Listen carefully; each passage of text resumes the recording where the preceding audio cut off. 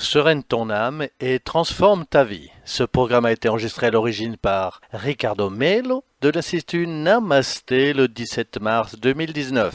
Les audios sont préparés par des volontaires de la pilule de l'Évangile. Notre équipe de collaborateurs a toujours besoin d'aide. Soyez vous aussi volontaires dans notre cause. Rejoignez notre page sur Facebook, Pilule de l'Évangile. Bonjour mes chers amis, bonne journée, bonjour. Nous commençons avec beaucoup d'affection, comme toujours, une autre pilule de l'Évangile.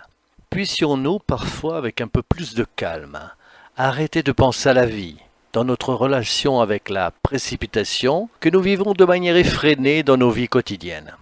Parlons un peu de cela aujourd'hui. Comment est votre rythme de vie d'habitude? Vous êtes une de ces personnes qui vivent toujours en courant, en disant qu'ils n'ont jamais le temps de faire les choses qui leur conviennent? Devez-vous faire des diverses activités, travailler à l'extérieur également à la maison?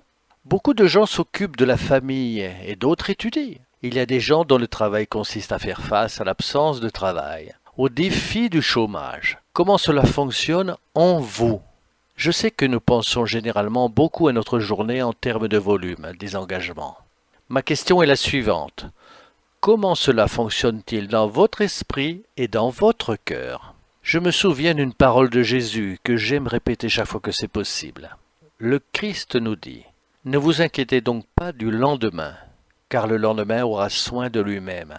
À chaque jour suffit sa peine. » C'est dans Matthieu chapitre 6 verset 34.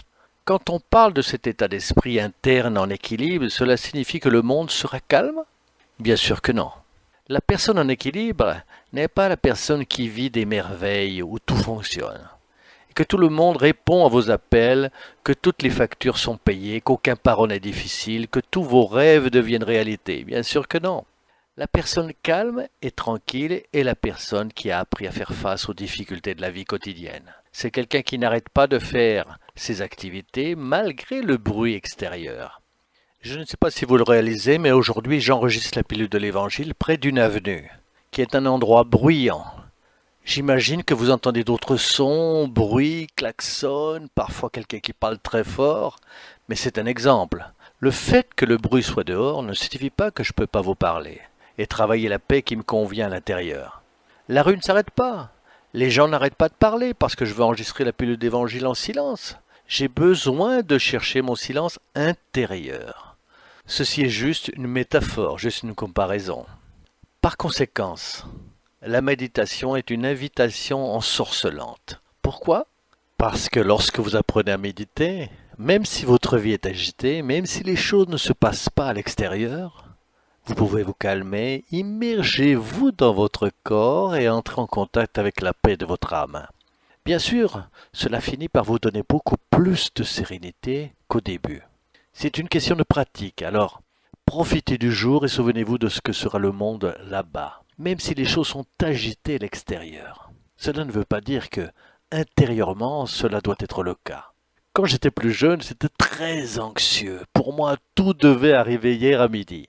J'avais toujours une hâte de faire beaucoup de choses. Il n'y avait ni qualité ni sagesse pour vivre chaque instant. J'ai toujours justifié mes troubles intérieurs à cause du monde extérieur. Il me sollicite des résultats alors que je dois travailler. Je suis ainsi à cause de la circulation. Je suis ainsi à cause de ma famille. Enfin, mensonge, ce n'était rien de cela.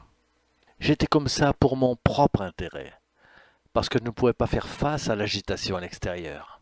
Un ami, il y a plus de 20 ans, m'avait dit cela. Ricardo, le monde extérieur ne te conviendra pas. C'est ton ego. Apprends à être en paix, peu importe le monde extérieur. Je lui ai répondu, ok, mais comment? Et puis, toute mon histoire de méditation commence. Mon histoire de plongée intérieure commence, ce qui n'est rien d'autre qu'un choix. Rappelez-vous, le bonheur et le malheur, la paix et la sérénité ne sont pas les fruits du hasard et ne se produisent pas par accident.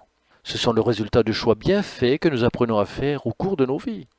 Alors, la pilule de l'Évangile d'aujourd'hui veut vous inviter à vous arrêter un peu, prendre une profonde respiration, observer toute cette agitation qui, parfois, vous gardez dans votre cœur en se cachant de vous-même.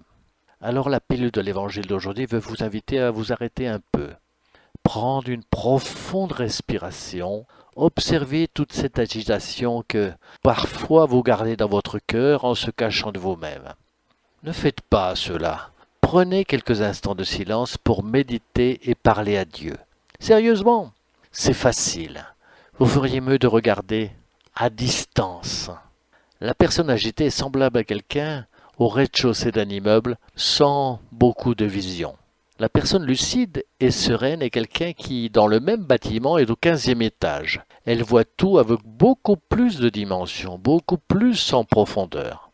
En fait, bien sûr, ce que je veux, c'est cela pour vous aujourd'hui. Que Dieu vous bénisse et vous inspire, que vos amis spirituels vous aident à travailler la sérénité en vous. Puissiez-vous avoir une semaine magnifique et très spéciale. L'humanité a besoin de personnes plus équilibrées et plus harmonieuses. Bien entendu, tout ce qui vous entoure sera également harmonieux. Lumière et paix. Et vous savez déjà, avec plus de paix et de légèreté à l'intérieur. À très très bientôt mes amis.